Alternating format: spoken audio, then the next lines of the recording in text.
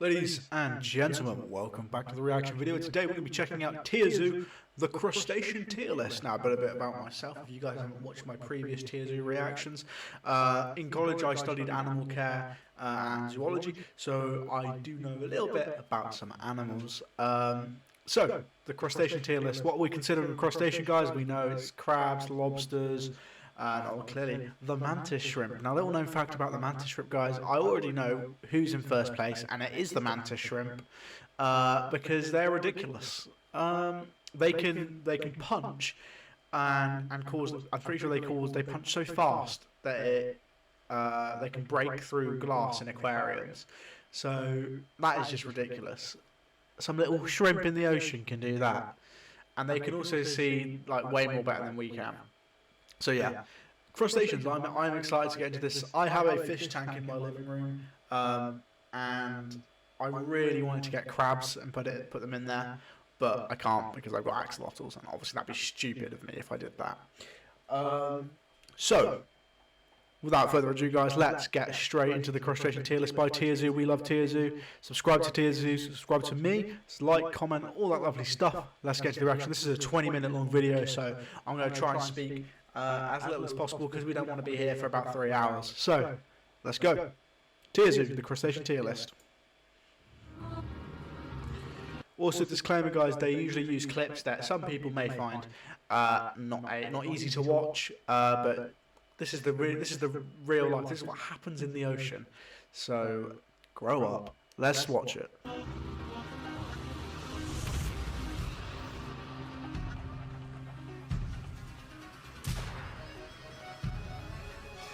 That's that punch I was talking about.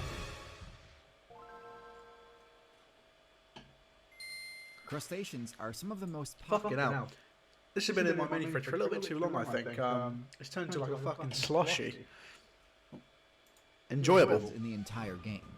In fact, they're so popular that it's become sort of a meme that every player will eventually drop their current character. I've heard about this. There's loads of species that are just turning into crabs at the moment.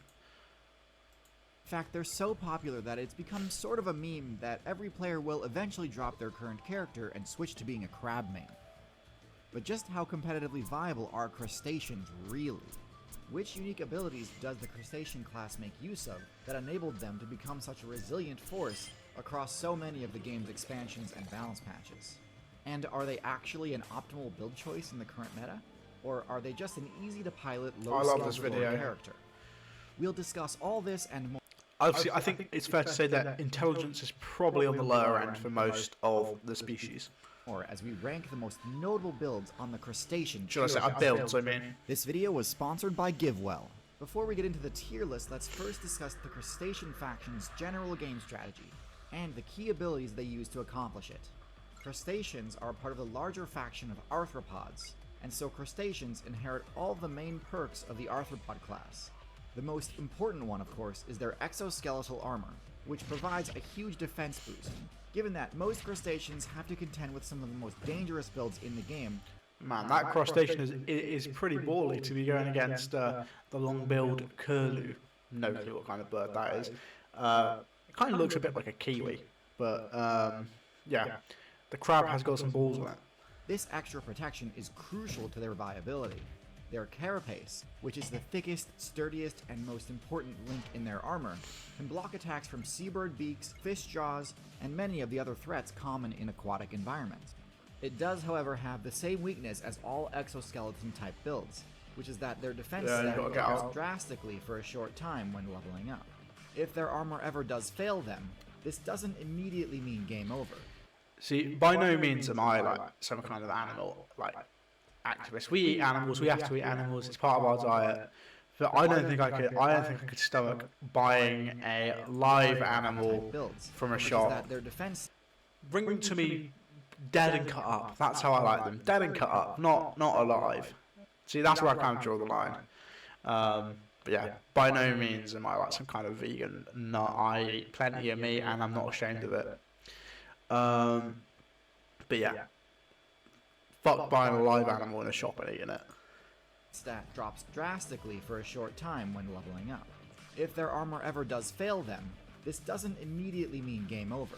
Crustaceans have the incredible ability to regenerate HP after taking damage.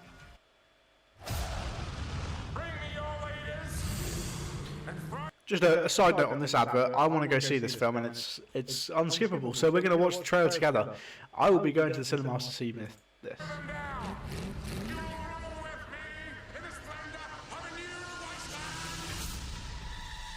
Furiosa, a Mad Max saga in cinemas May 24. Can't skip this one either, sorry guys. Cat treats. Even being able to regrow entire limbs. So even something as devastating as losing a claw or a leg isn't something crustaceans can't recover from, and in fact can be the optimal play to distract an opponent and escape a fight. This ability makes crustaceans a very beginner-friendly build, as you can make a lot of mistakes and still progress through your playthrough relatively unhindered. Crustaceans also have uniquely specialized limbs that come to 2 points rather than 1. This makes it super straightforward to spec them into various different specialized opposable claws, which can be optimized for slicing, crushing, piercing, or grappling. I've said in the past that I think crustaceans are a broadly mid-tier class, and I think this still holds up. Crustaceans have a lot of interesting tools at their disposal, but due to their middle-of-the-road stat spread, they are constantly fighting an uphill battle against the many high-tier threats they need to contend with, and have to play things perfectly to not get run over in these matchups. So, let's see how the individual crustacean builds fare and get into the tier list.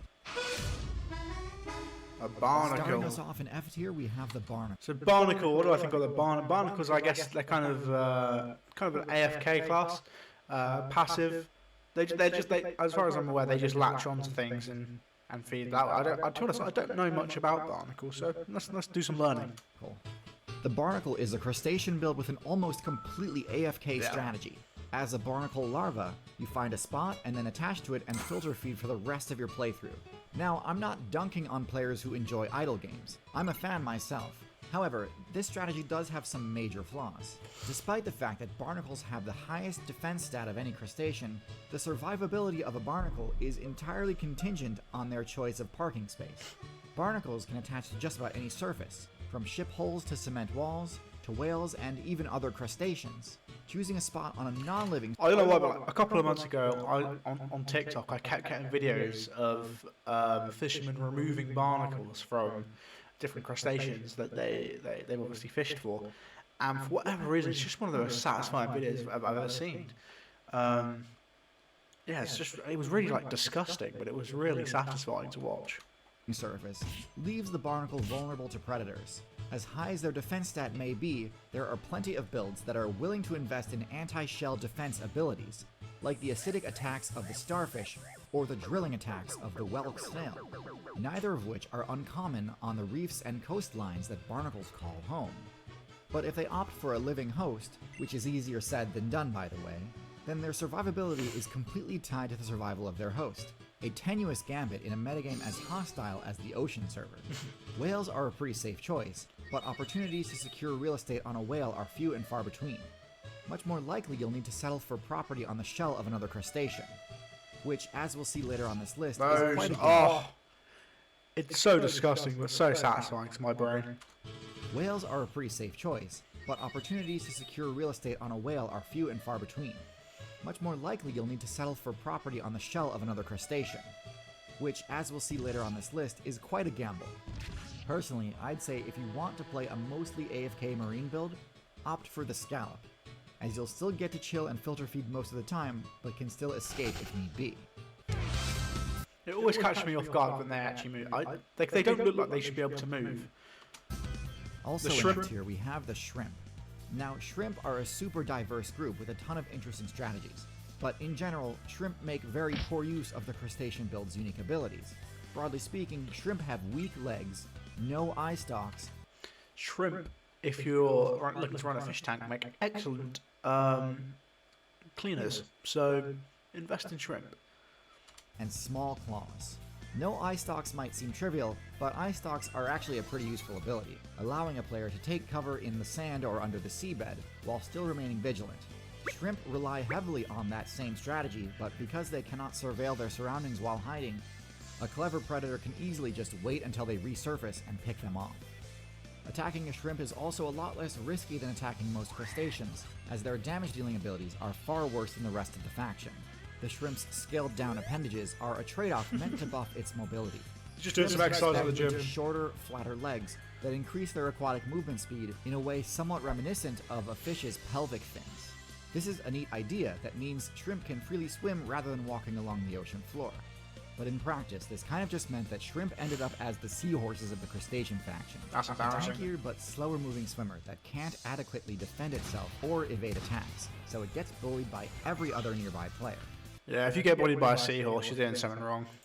Shrimp do have one escape ability, in that they can very quickly dash backwards. But this is of course very predictable and exploitable by experienced players.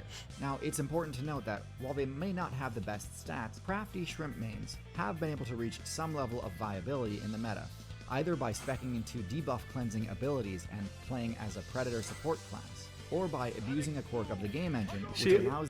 I've never understood how these kind of symbiotic relationships form. How does the shrimp first know, I'm going to go into that thing that eats everyone else I've seen. I'm going to go into it, I'm going to try cleaning its mouth and see if it just doesn't instantly eat me. See, I don't understand how they're beneficial for each other, but I don't understand how they start to understand that they can do that. Either by speccing into debuff cleansing abilities and playing as a predator support class, or by abusing a quirk of the game engine, which allows them to fire off powerful short-range sonic projectiles called cavitation bubbles that can stun other players. These are both respectable strategies that merit higher tier placement, but as a whole, shrimp are stuck in the bottom tier. Isopod. First in D tier, I didn't even consider an isopod being a crustacean. In my African, giant African land snail terrarium, I have isopods in there as a cleanup crew. I don't even consider them to be a crustacean. we've got the isopod. Other than the barnacle, which literally cannot move, the isopod has the highest base defense stat of any crustacean on this list. Its shell is perfect for deflecting attacks, and when they curl into a ball like an armadillo, there are very few predators that can threaten them unless they're several orders of magnitude larger outright. However, the isopod has essentially no damage dealing abilities whatsoever. It has no attacks, no poison, nothing to threaten aggressive players, and so against a persistent attacker it will essentially always lose. Isopods are a diverse and widely distributed group, with both terrestrial and aquatic variants. The terrestrial variants, the deep sea isopods, I love them, they look so cool. Known as woodlice, pillbugs, and roly-polies, function very similarly to miniature cockroaches, using their flat shape to wedge themselves into hard-to-reach positions, and only leaving the safety of these places in order to scavenge for loot. The larger aquatic variants of the isopod are usually similar in their strategy, but can also opt for a parasitic playstyle, where they actually... Yeah, I see. The deep sea ones, they literally become the fish's tongue. That is so creepy, man. The sea biome is just, it's crazy. Fuse with a fish player, destroying and replacing the fish's tongue. This parasitic strategy is great for farming XP and is super AFK, but does come with pretty much all the same risks I mentioned about the barnacle. If the fish gets attacked and defeated, the isopod usually goes down with the ship. Technically, if given the chance, they could detach and escape, but in the marine meta, chances like that are quite rare, and without a host, they're likely to just get picked off anyway. Not the worst crustacean, but it's leaving a lot on the table not making use of the crustacean's highly customizable forelimbs. Next in D tier we have the crayfish, also known as the crawdad. Crayfish, when I was a little kid, we used to try and go into all the rivers and catch crayfish. I'm pretty sure it's actually illegal to do that now, but when I was a kid, we just did it. I think I only ever caught like 2, but yeah, it was always fun. You literally just lift up rocks and hope for the best. This is a smaller variant of the lobster subclass, which mainly sticks to freshwater servers. This means that unlike the lobster, which needs to be prepared to contend with the likes of sharks, octopus, eels, and the multitude of dangerous threats you'd find in the ocean servers, the worst things a crayfish might run into would probably be something like a turtle or largemouth bass. And yet, even in this much less punishing environment, crayfish still underperform. They have solid matchups against frogs, which is true of essentially every other build in existence as well, and they can sometimes hold their own against... I was going to say, if your key selling point is you have a strong matchup against frogs, then I wouldn't be bragging about that personally. freshwater fish due to their armor, but pretty much anything beyond that and they begin to struggle. They don't have claws that are anywhere near as powerful as some of the other crustaceans on this list, and so when confronted with an adversary, they often lose if they can't escape. Their only real advantage is that their smaller size opens up a lot of additional options to where they can run for cover and hide, as they can fit into very small openings between rocks and debris on a riverbed. However, because they often aggregate so close to the shoreline, they're vulnerable to being picked off by birds, whose pinpoint precision strikes can hit them even in partial cover. Without proper offense. I don't know if I've said this about any other TierZoo videos yet, but I just love the kind of the game sounding background music in all the clips. Just find myself nodding along to it. Offensive capabilities, they'll always find themselves outclassed by their more powerful relative. A build which I think we've name dropped enough times already to just go ahead and move on. The lobster? The lobster! Most overrated tasting meat in existence. I prefer crab over lobster, and I know that's like people say, "Oh, delicious lobster." I don't like the taste of it. First in C tier, we have the lobster. Lobsters are a solid marine tier build with lots of strengths, the most obvious of which is their incredibly large and powerful claws, which grant the lobster one of the highest grip strengths in the entire game, able to easily crush through the defenses of I knew they had big claws, but I didn't know how strong they were. Just about any other player, and inflict devastating damage in the process. This is excellent for defense, and also for taking control of an objective or point of interest on the seafloor. Similar to shrimp, lobsters also have fairly decent mobility, although the only direction they can move quickly is directly backwards. This is all quite solid, however, the lobster does have its own share of weaknesses in addition to the standard crustacean weaknesses. This backward mobility is fairly limiting, and means that attacking a lobster from behind often leaves them with very little counterplay options, as their claws cannot reach backwards, and if they try to use their burst mobility option, their only choice will be to move directly towards you. That fish was probably just picking off the legs. Unless they slowly reposition Sadistic themselves little fucker. so that their back faces away from the threat. Now, this is in contrast to the next build on our list, which I think is a bit more versatile in its mobility.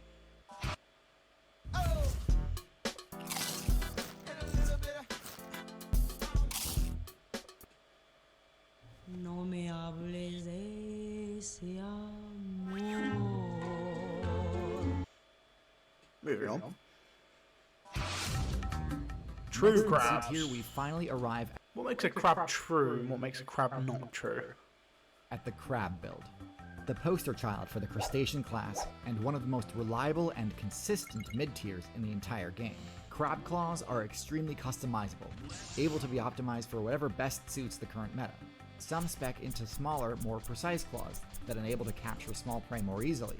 Some spec into sharp-edged claws used for slashing at soft-bodied opponents such as cephalopods.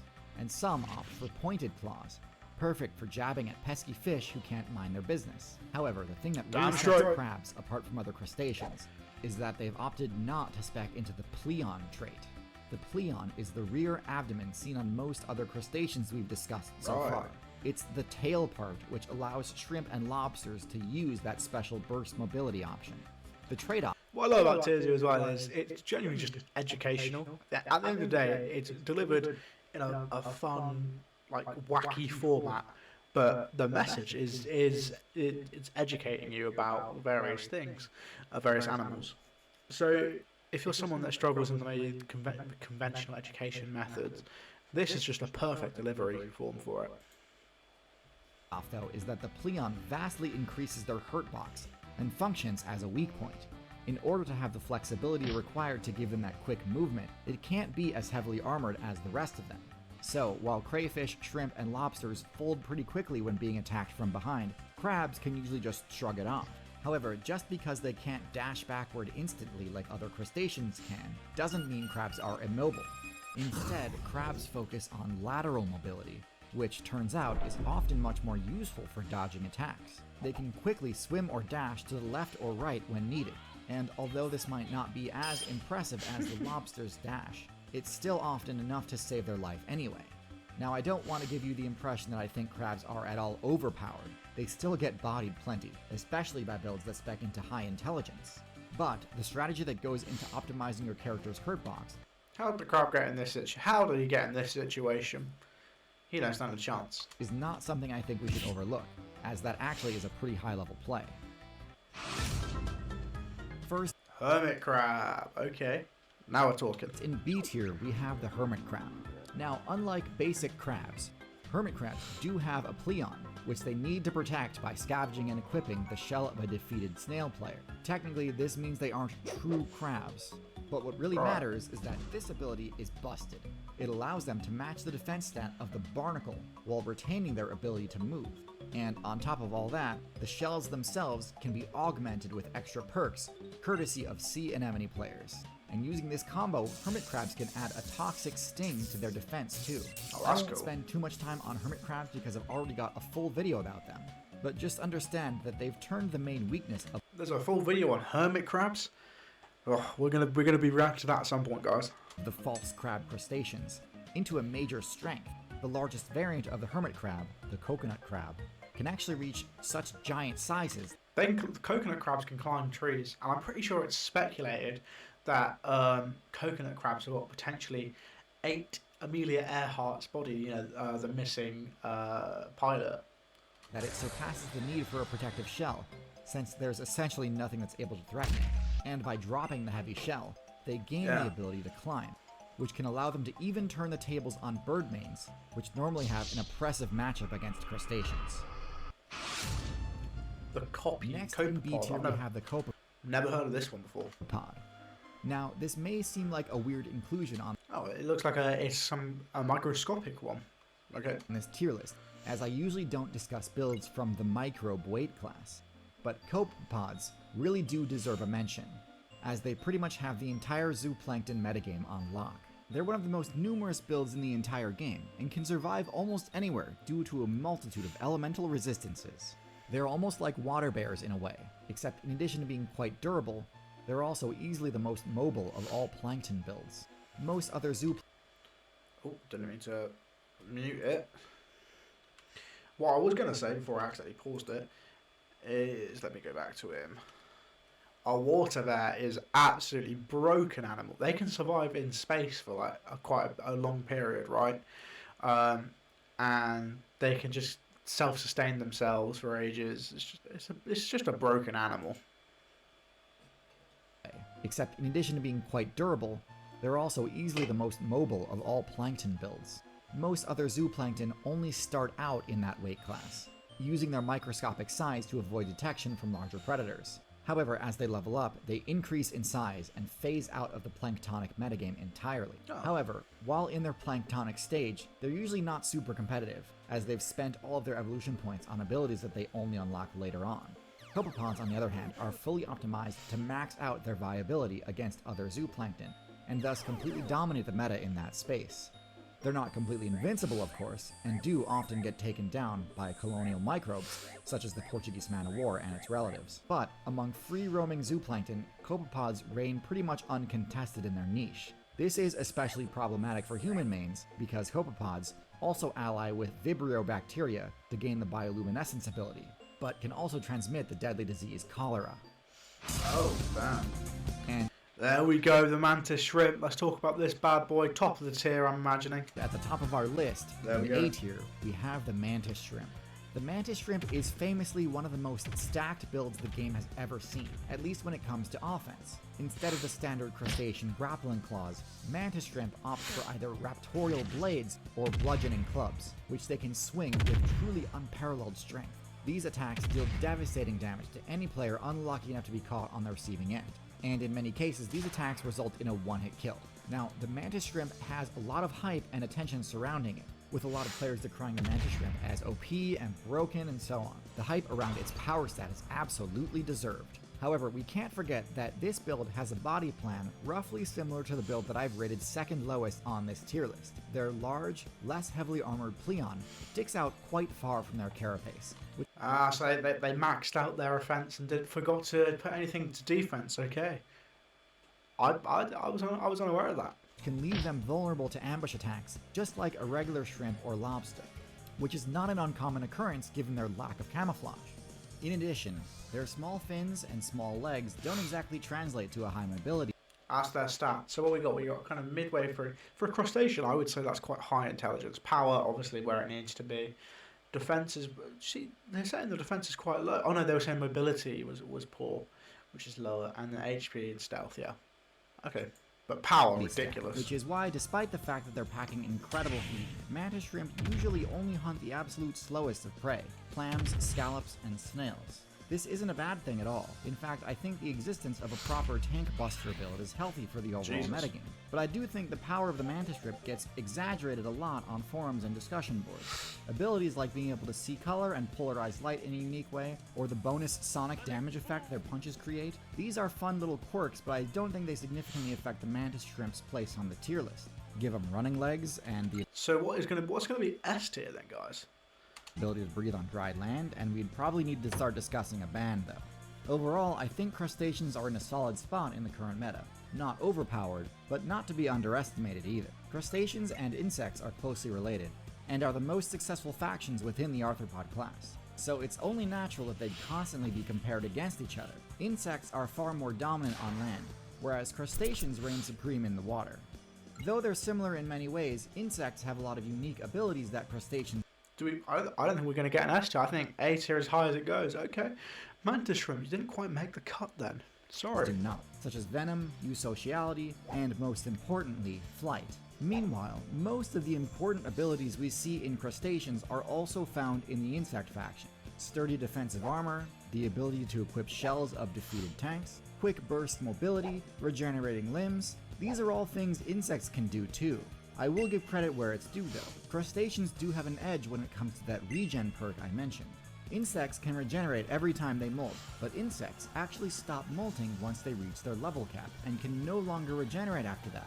This coincides with insects getting their wings, which is kind of paradoxical because it means their most fragile feature is also the only feature they can never regenerate. Crustaceans, by contrast, continue to molt and regenerate even after reaching their full potential, reinforcing the idea that crustaceans are a more beginner-friendly build. Crustaceans are arthropods, one of the most diverse factions in the game. And while many are important parts of their ecosystems, many others, including the copepods mentioned in this video, can carry diseases. These diseases can devastate communities that don't have the infrastructure to prevent them. And unfortunately, these same communities are often the ones least equipped to fight off these same diseases. I could feel us going into some kind of ad. It's the season of giving, and if you're anything like me, you want to help but worry that your donations could go much further and do a lot more good if used in the most efficient way. This is where today's sponsor GiveWell comes in. GiveWell was founded to help donors with more. Thank you for watching, and I'll see you next time. Okay then guys, that's my reaction to the crustacean tier list. Now at the beginning of the video, obviously I said we had the mantis shrimp on the screen, on the waiting screen, and mantis shrimp was the top tier. But there's no top tier for crustaceans as a whole, so they're kind of like a mid-tier kind of build. Obviously compare them to insects, kind of the equivalent to insects in the water. So yeah, crustaceans. We now know about crustaceans. There was a couple in there that I said during the reaction I didn't know kind of they were crustaceans, to be honest. So we had the microscopic one that I was unaware of, and I think there was one other, but I can't quite remember it. But as I did say, the mantis shrimp would have been the top tier one because it's just a ridiculously, unnecessarily overpowered build. So yeah, if you guys enjoyed my reaction, make sure you subscribe, like and comment. I won't take up any more of your time because I'm aware this has been quite a long reaction. So yeah, I'll see you in the next video. Subscribe, like and comment. Goodbye.